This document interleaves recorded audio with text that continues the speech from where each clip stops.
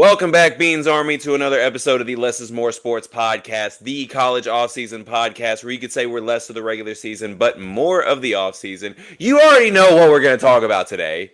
You know, I keep hearing Cam Boozer can't go number one. Cam Boozer can't go number one, that. But then, wouldn't you know it, he's got the Okay. best combine numbers of any of the big four. Let's get it. No, we are not doing this for the ninth week in a row, okay? We're doing it, and we're doing it We are hard. not Hey, doing yo.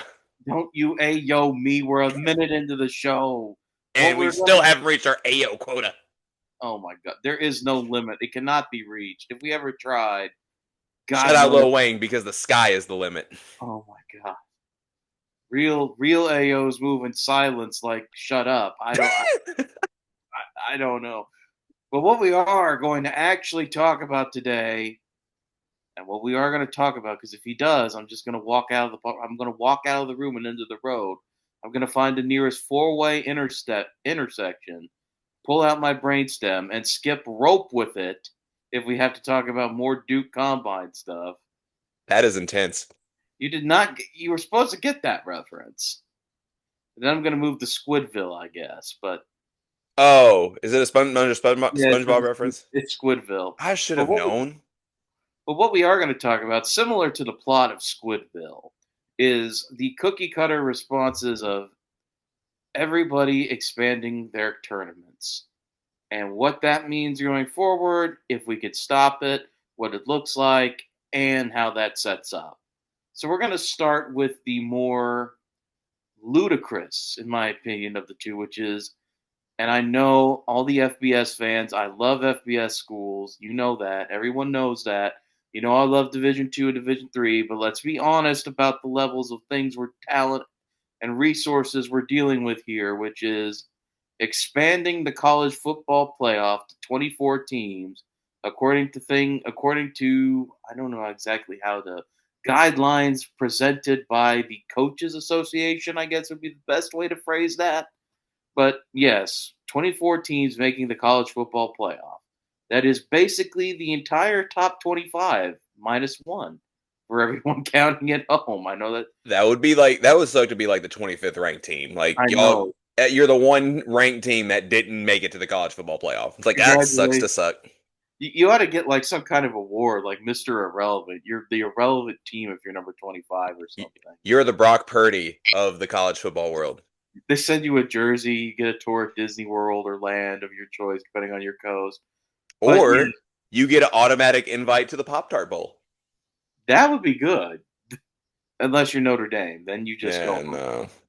Then you just go home. But yeah, 24 teams in the college football playoff. And the weird thing is, when we're talking about these expansions, especially, is that I don't actually know. There's nothing you can really do to stop it. You can just voice your displeasure. So instead of just being on here and moping about tradition and how I really do think it's watering down a product, I'm going to try and start off by focusing on the positive before you and I kind of break down the negatives of it all. Yes. So let's start with the pros because there are pros and cons to everything. There are even things that seem silly like this. The Pro first, number one, it is more accessible and exciting. It promotes a wider bracket, gives more schools a realistic path to a championship, mm, and it reduces the controversy of missing out in the Final Four. That is a pro. that is a pro. It opens up more opportunities for people to keep their jobs and invigorate fan bases of teams that usually don't find themselves in these type of positions. That is a pro. That Another is a pro, another pro is that there's going to be a lot of money that's going to be made with these television deals. yes. More teams are going to have more televised games, being that they are in the college football playoff, Hmm. making way for more revenue to come in through the television market. That's another pro. Another pro that's kind of unthought of much at this point is that a 2014 playoff pretty much would break the ESPN stranglehold on all of the college football playoff games. It would cause, I think, a wider variety of carriers, which is good because monopolies it's a fun game, but you don't want to get too involved with it in sports. So I think that's part of the reason why latest reports are saying that ESPN is against a 2014 playoff and would rather have 16 because you just can't find a way to carry that many games on one network. You're going to have to bust it up a little bit. So it does break a little bit of a monopoly. And depending on your view of that, we could call that a pretty big pro because I know a lot of people, especially with this college football playoff, with the way ESPN basically covers just three, 2.5 leagues now, we're a little bit unhappy with the way some teams from outside of those 2.5 leagues were treated. So that could be a positive too, as you're breaking up the monotony of having ESPN monopolize, but they're monetizing all right, monopolizing your broadcast schedule. And the third pro that I'm hearing, and this is the why I'm leaving it the last because I don't necessarily agree with this, but quote unquote, the elimination of the eye test. Expanding the field helps settle matchups directly on the field rather than leaving postseason fates to a subjective selection committee. Yes, I did read that off AI. That's why I Well, use you know that's what what? which is why I use my AI voice. I don't necessarily agree with that because you still have to rank the teams based off what criteria. I mean, of course, you can only go strength of schedule, performance, all that stuff. Right. You do have to use the eye test at some point to put the teams in the proper order. Yeah, it's like the NCAA tournament with basketball. There are Hmm. a lot of teams that get in, but you eventually have to just be like, okay, Ken Palm says this, but I watch this team and I can tell that they struggle against X, Y, Z. I'm going to put them a little bit behind this similar team that actually looks like they could actually go on a little run here. So that is one that it's kind of shaky, but I understand the basic premise. It's just a little shaky. So there are some pros to this. Like we said, it expands the amount of teams and fan bases involved. It causes more revenue, which is good for rev share, which is good for the big conferences, which is good for the college athletes overall, and helps more people have access to positions that they wouldn't normally have access to. But there are also a lot of cons. So Les, what are the cons that we're seeing with this before we get into a wider discussion? Well, the number one con that I'm seeing online is the safety factor. A Mhm. 24-team format would require a national champion to play up to 17 games, and that would match a regular season in the NFL. That's a lot of games for these college kids. Yep. So that's number one, player safety. Now, I don't mean to be this guy, but I'm going to be this guy. We all act like we really care about player safety, but when you look at the NFL and you see that they're playing games in Madrid and Brazil and Australia and Mexico City, and people are playing on Monday night, Sunday night, Thursday night, Christmas, Easter, Arbor Day, I don't know, you name the holiday they're playing on it. I think we, as a culture, for better or worse, are kind of admitting like we do care about player safety, but we also enjoy watching all forms of football anywhere, anytime, any place. And I understand that argument, especially with these college guys who are a lot younger going on to play 17 games. But the player safety arguments is one of those arguments where you kind of take it with a grain of salt. And I know I'm saying this as a cynical bastard here, but if we really cared about player safety, there would be a lot more professionally and in college, a lot more stringent codes in other places that we won't get into right now because that's not what we're here to talk about. But the player safety one is one of those, yeah, we say that, but type Right. thing. Wink, All right. wink, nudge, nudge. We really do care. It's not like on mental health posts we're posting like you need to get over it or anything. Yeah, we're not doing that. We are 1,000% player safety. We're not So over here saying pull yourself up by your bootstraps. We're not doing that. it's kind of an eye roller. I can't lie. But Yeah. for the Which people is who do, which is why it's the first argument against. I mean, we're gonna get more intense as we go on. which is right now, let's get more intense here. Let's go. The second con for expanding the college football playoff is a devalued regular season. With a wider college football playoff format, it really begs the question of when you look at a matchup between two very high ranked teams, maybe like a number one or a number five, and we look at, why these games are such marquee matchups because not only are they two great teams taking the field, but these are also in the past have been great postseason indicators. And with a 2014 playoff, now that one versus five, one versus three, or so on and so on, is it going to have that same appeal? So maybe, and another argument to that is, yes, they'll make money during the college football playoff, but could they miss that money during the regular season because that game now doesn't have as much power heading Right. into the postseason? Right. And I do think that is a valid concern, but the people who are posting like, "Oh, we're going to have like Ohio State and Michigan quarterbacks sitting out the game like NFL quarterbacks in Week 18," I don't think that's going to happen. I think if this does happen, we'll get more contractually.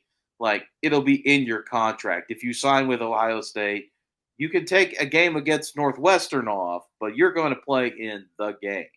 Or Texas and Oklahoma. You can take a game against Mississippi Valley State off, but you're playing in the Red River rivalry. You are going to do that. I think that'll be stipulated, but I don't think it'll need to be stipulated because college football will still be college football in some semblance, even with an expanded playoff, because I think people just want to go out there and beat their rival. I think you want to go out there and beat that school that didn't recruit you. You want to go out there and beat those guys. So while I do think it would devalue the regular season a little bit, I think people talking about dudes sitting out like in rivalry weekend games, whether they be in week 1 or week 13, I suppose, week 12, whatever you want to call it. I think that might be a little overblown, but I would agree that we are going to devalue the regular season a little bit because, frankly, we're going to get teams that are like 9-3, 8-4 in there. And, Iowa would have made this year's, and we know what Iowa looked like. They were very close against very good teams, but they couldn't really ever close, which is not to discredit Iowa. They played a tough schedule. But still, we have 8-4 teams in there. So I think it would devalue a little bit. But I think people rushing to make the argument that people would sit out like, the Egg Bowl, heck, even the Old Oaken Bucket.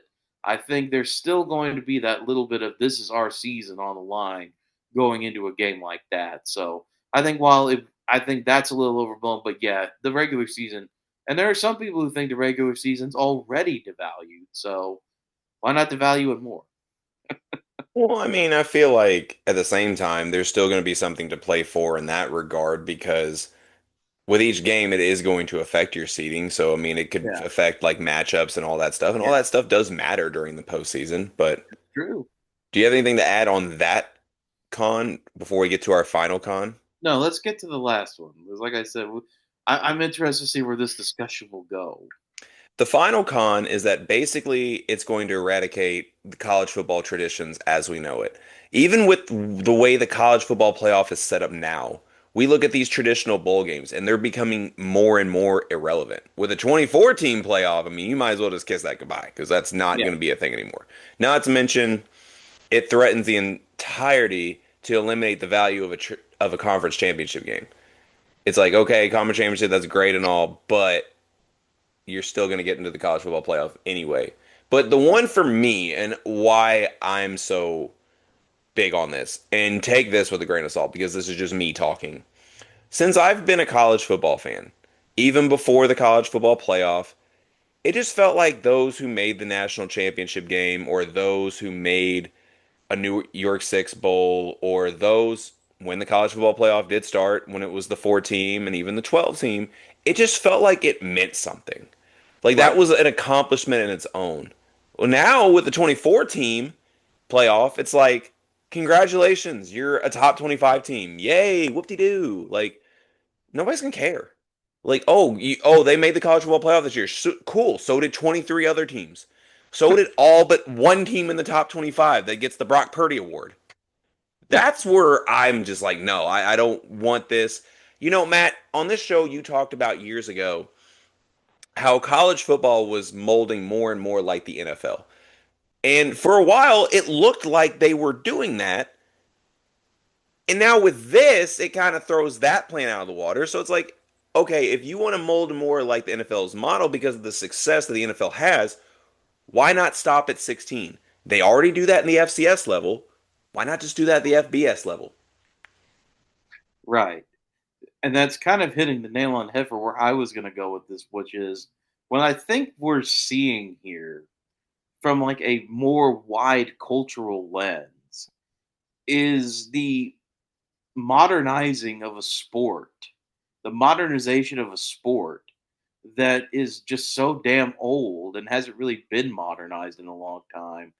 I know we always say the game of football changed, but like you said, those traditions, the limited playoff field, the limited championship opportunities, the limited bowl games, those are all part of it. But we live in a world where, because of the way we measure success now, the way we spend our money, the way we do this, that, and the other thing, we only accept winning.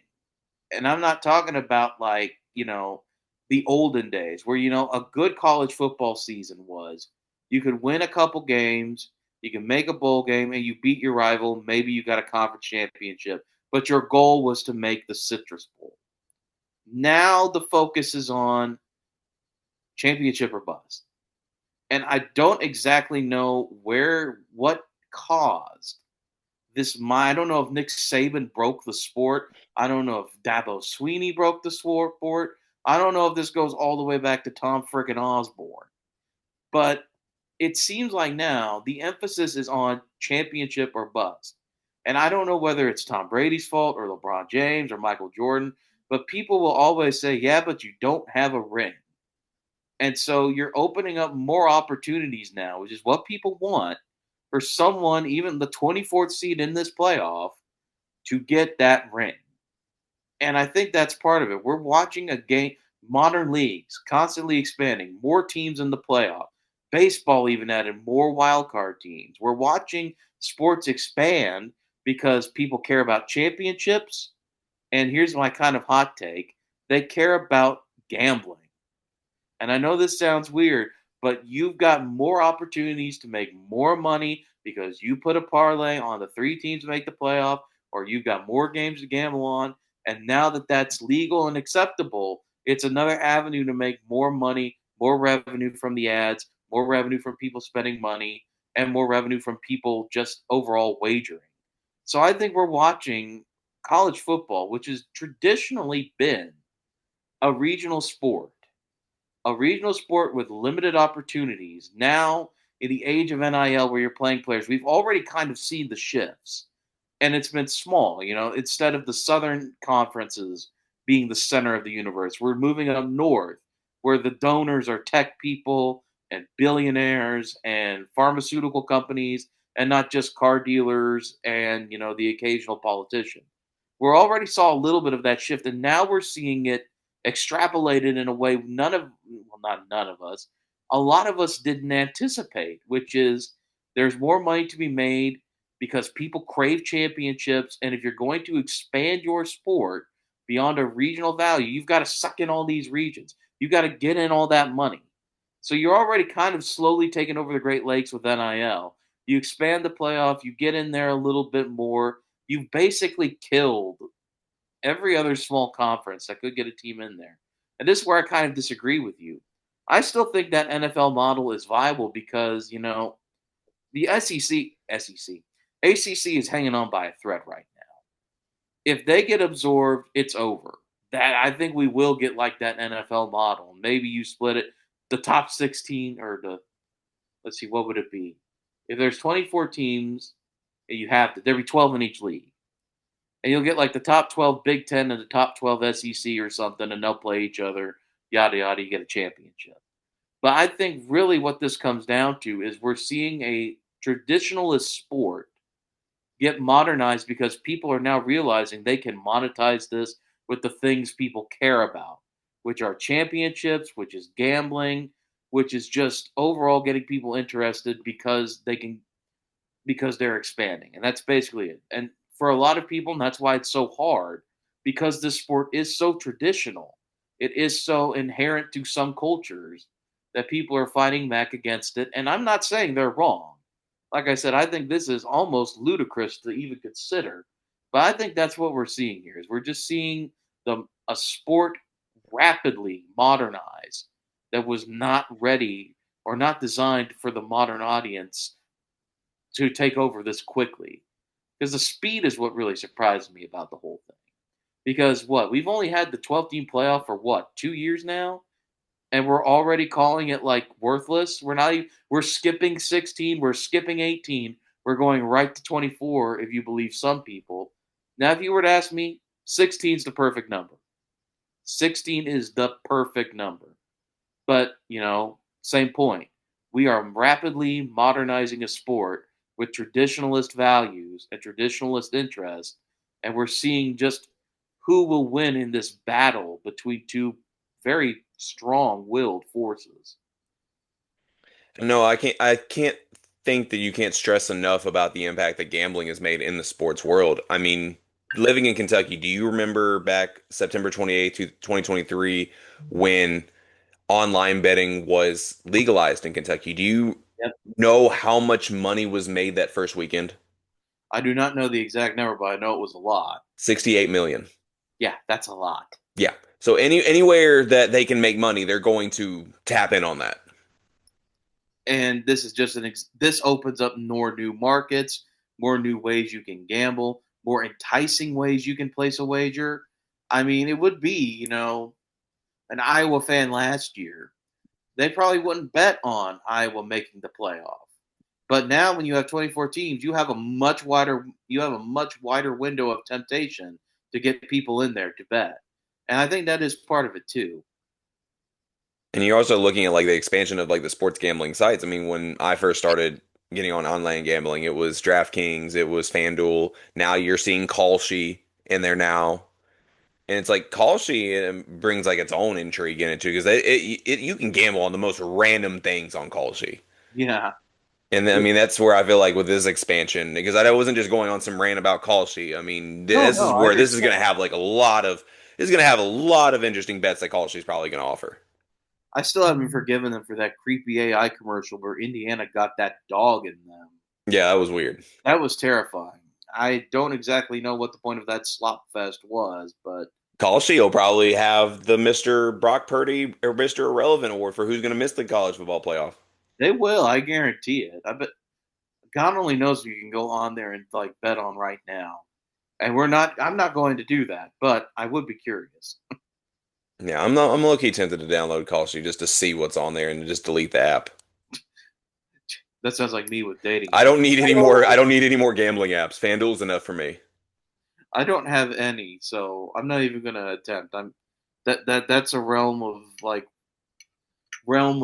the world that I think I'm better off not experiencing. I don't know why. I don't even have a I don't. I'm not even like compulsive, but I have a feeling I'd just be like, oh, hey, what's that?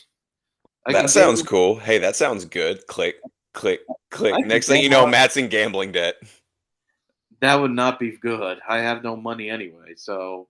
He's not going to Right. be able to go on these trips to all these cemeteries and all these national parks and all that stuff. He's going to be swimming with the fishes. Oh god, now I'm involved with the mob. It's Goodfellas all over again. As long as I get to be like Robert De Niro, I could pull that off. Teach his own, my friend. I could pull that off. Hey, punk. I, Listen, I believe in you, buddy. I'm gonna go run a casino out in Las Vegas with Joe Pesci. Bean has opinions on the matter. When Uh, you want to say hi? Bean, you want to join me in Las Vegas? Why would I do that? I have my secret speakeasy under Les's house. Yeah, Bean. Bean's head. He's leaking all your secrets right now, buddy. Oh no. Well, Bean does. There's his head. Yeah, he looks like a guy who's got. Oh, there one. He looks like he's leaking all the secrets. We're gonna have to take him and whack him. How do you give a Hey, dog? yo. How do you give a dog concrete shoes? I wonder. Well, you put this one in any clothes. He looks like He feels like he has concrete shoes on. You should get him like the Wishbone outfit. You remember Wishbone the dog from PBS? Yes, I do. You should get him like the Wishbone detective outfit. He has a Santa outfit. That's good enough. We can work with that. Santa We Bean is coming to town. we just got to give him like a baseball bat so he's intimidating. That's true. He's already intimidating. When he gets angry, he's a feisty little guy. Can you imagine we just send him, hey, this is a nice joint you got here. It'd be a shame if something happened to it. We just give him a baseball bat and tell him to hit things. Bean Negan over here. being, being doing loan sharking. Little Being, pig, little pig, little pig. if we did that, would Bean be our Tony Soprano or Or would he I be feel like like there's more? another option there. Well, he could be Polly Walnuts or something. You never know. Beanie Walnuts, you know. Who is? Oh, I feel like Bean would be more Michael Corleone. the the God Bean, the Yes, the Bean God Bean. Father, the Exactly. Bean Father. Oh, he's looking at the camera like he likes that. That's the scary part. The Bean Father has spoken. That he has. He's gonna go Look get. at him. He's That's your gonna new get. boss. He gets somebody the Mo Green special. It's over. But anyways, is that it? Wrap Yeah, up everything we have to say about the college football playoff expansion because there's another expansion that's actually been there is. Yeah, finalized. yeah, and it's another one of those things that really grinds. Actually, My I've gears. got ahead of myself. I do want to point out Yeah, that go ahead. there are conferences that are in favor of a 24-team playoff. The ACC, the Big Ten, and the Big 12 conferences, along with the American Football Coaches Association, and ironically enough, Notre Dame Yeah, have expressed that they are strongly in favor of a college football playoff expansion to 24 teams. Now, Notre Dame, we all know why that is, buddy. you ain't slick, Notre You're Dame. not slick, buddy, you little You're not leprechaun, slick. you. That leprechaun ain't slick. You don't even have to worry about a 24-team playoff if you would just join a conference. Oh, did I say that out loud? Well, they don't even have to worry about the 12-team playoff anymore. I mean, yeah, I say just join a conference. You would join That's that true. would I mean, what's the deal? Why don't they want to join a conference? It's gonna mess up like their NBC deal or something like that. Something like that. But Yeah, that is one of the dumbest conspiracies that I've heard is that because of Notre Dame's long-standing deal with NBC, that ESPN bias kept them out of the college football playoff this year. I was like, that is the dumbest thing I've ever heard because wouldn't they have kept them out of the college football playoff before, but like they didn't? yeah. I mean, literally the year before they made the national Yes. championship game. So what the hell are we talking about? Hashtag the math ain't mathin'. No, it's not. It never does. And I'm not good at math to begin with, but it definitely is Neither not am I. math in there. Who I was needs a, I was a journalism major for a reason. who needs Pythagorean theories? I don't use that on a daily basis. Pythagoras was scared of beans, for God's sake. That they are, exactly. But everyone's Pythag- afraid of beans. well, not that bean. Oh wow, we did a lot of talking there. Oh my God. All right, we got to hit we're going to talk about college basketball real quick. Yes, we're going to Oh, talk about the expansion that actually is real, that is happening this year, the 2026-2027 season. And the NCAA has officially announced that both the Division One men's and women's basketball tournaments will expand from 68 to 76 teams, and making this the largest increase for men's field since 1985, which is interesting. Now, this one, I feel like we have a lot less to say about this because yeah. this one I can understand because basically it's just going to be more playing games. But this is kind of a thanks, I hate it situation for me because I would love this if it was just the 7 and 10s and 8 and 9s. Those kind of lackluster, but putting it together at the last second, mid-major or not mid-major, major conference squads who are figuring it all out, kind of like Texas, who could go on a run. But I hate the fact that it's going to affect like those 16 seeds and those 15 seeds. Those teams who have worked so long and so hard to get to the tournament, and now you got to do a play-in, and then you have to play your real opponent. Now that's the glass half empty look at it, which is they're screwing these 16 and 15 seeds. The glass half full approach for me is Now these 16 seeds and these 15 seeds will get their own spotlight games, kind of like the first four. Or like you Hmm. get like a good competitive matchup between two 16 seeds. Because let's be honest, unless something incredible happens like FDU, UMBC, or what Siena almost did this year, people don't watch 16-1 games unless their team is involved. And be honest, people. Be honest.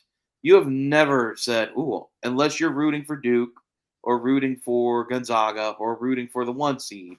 You have never said, "I'm going to take time out of this busy March Madness schedule to watch a 16-1 game at like 2 o'clock on Thursday." You've Yeah, never. the only time we tune into that game is like an FDU situation. You're like, oh, Or are they about to upset Purdue or like Siena this year? It's like, oh, they about to upset Duke, and then hi, Lil Boozer to the rescue. not the boozers again. Not the You know I had boozers. to throw him in there somehow. I know you did, but still. But yeah, now I do kind of like that. I mean, I love the fact that we're going to get these playing games. Because, I mean, it's a standalone, let's be honest. They're fun standalone games between teams that usually wouldn't get that spotlight unless it's like, oh crap, we're getting blown out by Gonzaga by like 58 points. So, I am happy about that. That's the glass half full for me, is that these mid major programs who do win these small conferences will at least get a chance to shine against other mid major teams in games that should be fairly competitive or at least fun to watch. So, And at the very least, I feel like it could promo for that 16-1 seed better. Like yeah, you're gonna get a spotlight on the team that's gonna play the one seed, and you yeah, have a better idea. Is like, hey, could this actually be a game? yeah. And it's like, well, Fairleigh Dickinson is a good example of that because they played with that momentum and they used it to parlay to beat Purdue because you win that game, maybe your one seed's a little bit rusty, like you said. So there are some benefits to this, but the bottom line is, I know people hate this, but more March Madness is never a bad thing. No, not at all. It's the best tournament in the world. Even and if you don't believe us, even Rick Pitino says it too. And Rick Pitino never lies about anything. Never. Never. He's No. never done anything wrong in his life, and he's a good angel baby. He is a good little Catholic boy. And that's why America loves him and will elect him president in 2028. And why he will come back to Louisville. Oh no, that's a lie. No, don't do that. Don't No, do that's a that. lie. But yeah, so basketball expansion, a little more cut and dry. And I think it's especially good, and I will say this, for the women's game because, more standalone women's games. There aren't a lot of those already. And it is a chance now to see more women's teams in action in standalone games in prime time, which is like always a good thing to grow that sport fairly well. So overall, I'm not as pissed about this as I thought I would be because when I first heard about it, it's like, no. And then you think about it and it's like, yeah, they're screwing those small schools a little bit, but in exchange, they're getting a showcase. Exactly. And I think in the age of NIL and the age of exposure, a showcase can never be a bad thing. No. And Oh yeah. we can't even argue about devaluing the regular season because college basketball is 31 games anyway. I Yeah, mean, they're different sports. I mean, different sports, different formats. You can't really compare that. But no, we're in favor. 76 team playoff, we're in favor of it. spirit of 76, baby. Spirit of 76. Here we go. So, my question is the Field of 68 going to change their podcast name to the Field of 76? I saw that somebody already owns Field of 76, and that's beautiful.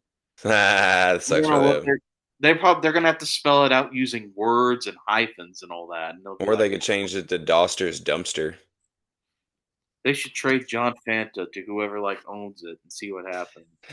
John Fanta might just go full time at, oh, what's that network he works for? Peacock, They cover a lot of Big East games.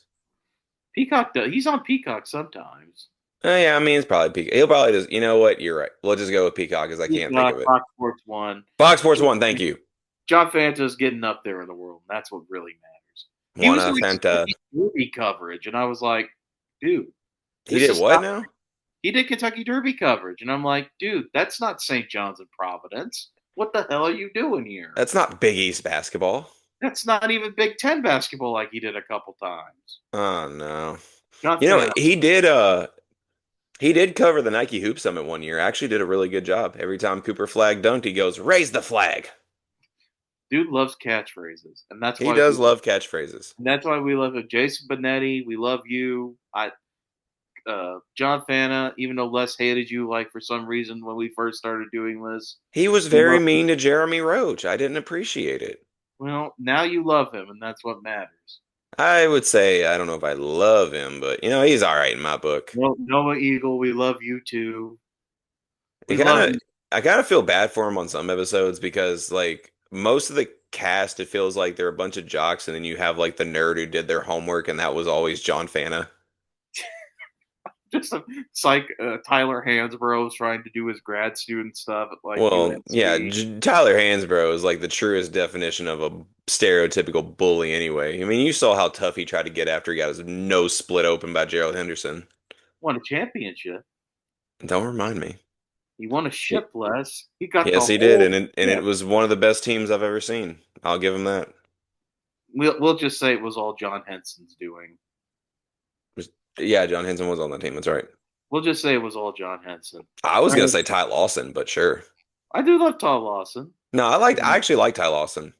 I hated going against him being a Duke fan, but like he was a good player. All right. Before we get too far into this list, tell them who we are and where they can find us. As always, like and subscribe to the Less is More Sports YouTube and Spotify channel to get the latest updates we have on new content coming out. Be sure to follow our social media pages on Facebook, Twitter, and Threads. It's at Less is More Sports. Be sure to follow the side quest on TikTok. That's at Beans Dad. That's Bean. That's this guy. I mean, 018. So yeah, that's who we are. That's how you can follow us. that's where we're at. And you know who else we love less? Not Ryan. Not Ryan. No, No, we we love. don't. We don't love him. We love Tristan Wirfs, though. We do love Tristan Wirfs. Is he a better athlete than Cam Boozer? That's actually an interesting conversation because Tristan Wirfs is quite the athlete. He is. He will be in the Hall of Fame, but I don't know, man. I never take any. I can't evaluate the NBA Combine seriously at all because it's like, okay, he had an okay workout, but he's still got the genetics. He's going to play in the NBA 8 years at least as Cam Boozer. So let's calm down with the slander about Tristan Wirfs because he's a Hall of Fame left tackle. Cam Boozer's going to play 8 years in the league based on genetics alone. Everyone take a chill pill. I do think it's funny that he has the same max vert apparently as Cooper Flag and did better in the agility drills than the rest of the big four. But that was what people love to say is like why he wouldn't translate. It's like, okay, you're capping, bro. You know whose kid would translate well? Andre Kirilenko, if he had one. I mean, isn't Hey, that Cooper Flag? Isn't that he what needs. people were saying? He's got to wear 47 though. He can't be. He can't be C. CF